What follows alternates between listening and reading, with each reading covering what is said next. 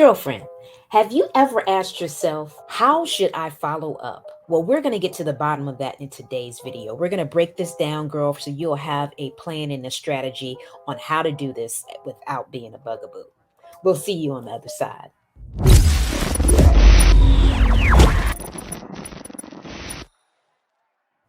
Hi there, my name is Ingafay and I am an authenticity strategist. And in today's video, we're going to give you the ins and the outs on how to follow up. The first thing we're going to talk about, girl, is when to follow up. We're going to actually give you the actual time of day that I have found to be the best.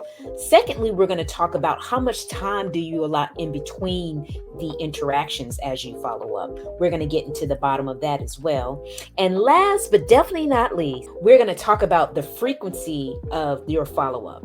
So let's do this, shall we?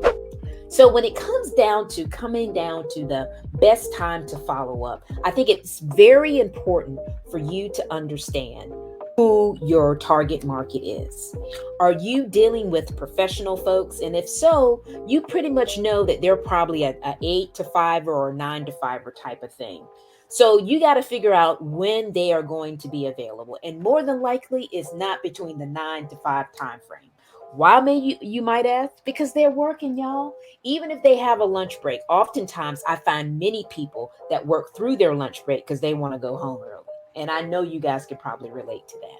And with that said, I have found that it's not good to interact or even try to talk to them in that time frame, because they're going to probably half look at what you're saying and they're really not going to be able to interact with you unless you know that they're off on a particular day.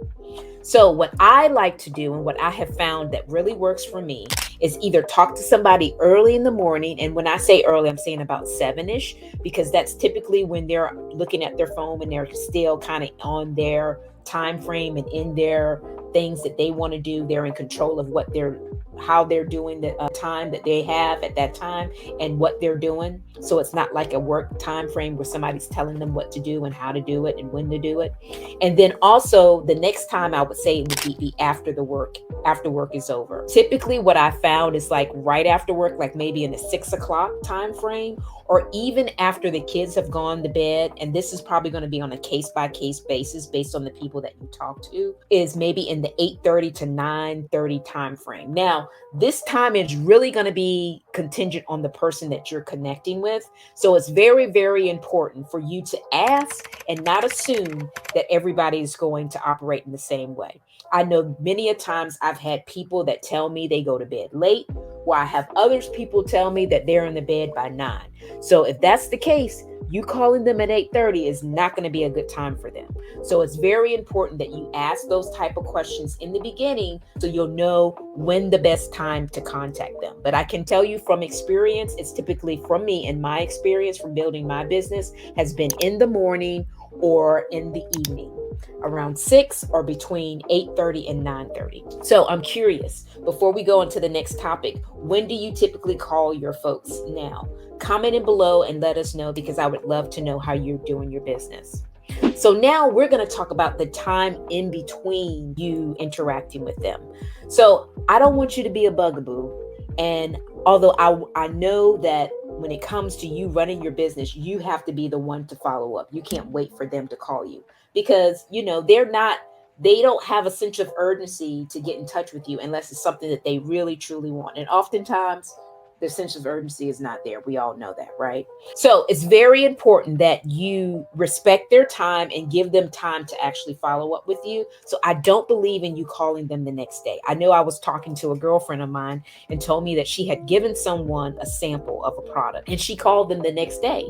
And the ironic thing about her telling me this, as she called them the next day, she told me that the person that she had given the sample to had several kids and looked like she was really busy. Okay, so if that's the case, respect her by allowing her the time to try the sample. Now, granted, you are super excited about your product or even your service and you want to talk to them quickly, but we have to realize that the other person does not have that same sense of urgency as we do. So as a rule of thumb, I typically wait 3 to 4 days after that first interaction to follow up with them, because it gives them time to respond. Now, granted, I wouldn't wait a week because I think that's too long. And I don't think you should wait until they follow back up with you, because more than likely they're not. We got a lot of things going on with social media, the kids, the job, all these different distractions that would deter us from actually getting back to you the way that we wish we could have. So in my opinion, it would be best for you to actually reach out them in 3 to 4 days. So that is typically what I do and how I do it. So before we go on to the number of times you should follow up with them, I want to remind you to subscribe to the YouTube channel. We upload a video every Thursday for your viewing pleasure, and we don't want you to miss a beat. So be sure to subscribe.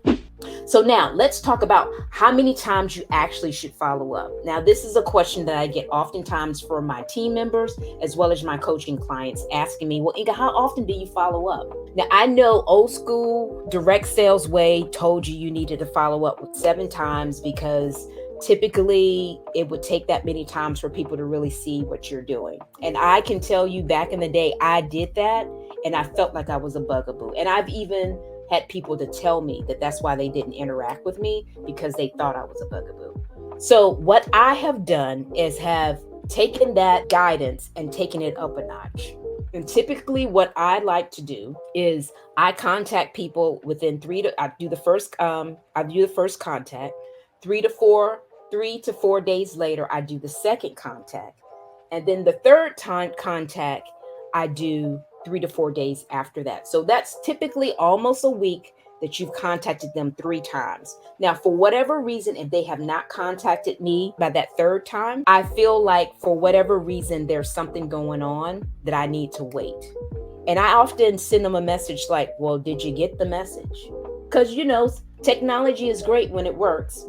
So I want to make sure that the text actually went through. And if for whatever reason they don't answer after I sent that message, I'll wait, because maybe at that particular time they had gotten busy.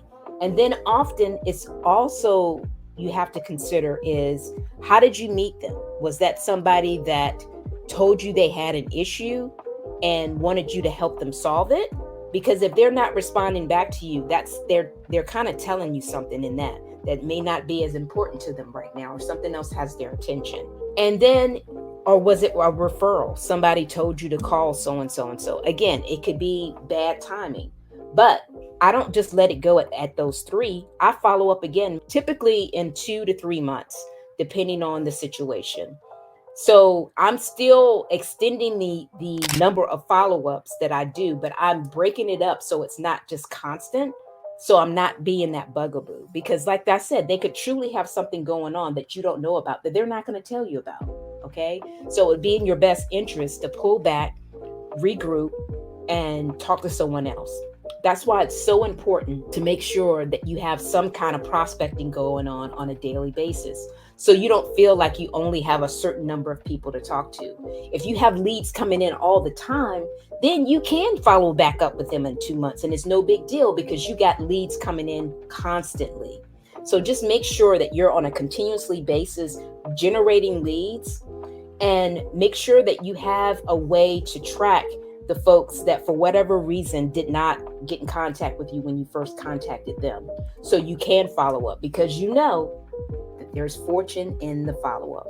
Now, if you are looking for more strategies and ways to expand and grow your business, like this guidance that I just gave you here, you may be an excellent candidate just for us to sit down and see if we're a good fit for my Relationship Accelerator coaching program. If this is something that you would be interested in, by all means, click the link below. We help you attract clients to you and not attack them. That is one of the reasons why I wanted to share this information with you, because this is some of the guidance that I give my clients as well as my team members on how to build their business. We want people to be attracted to us and not be annoyed by us constantly contacting them, especially if they're not interested in what we have. So it's very important for us to know who our target market is. So we're talking to people that really want what we have and not convince them. And then in addition, be able to attract those leads and not attack them based on what they want, well, what their desired outcome is. If this sounds like something you're interested in, like I said, click that link below and we will see you on the other side. And bye for now.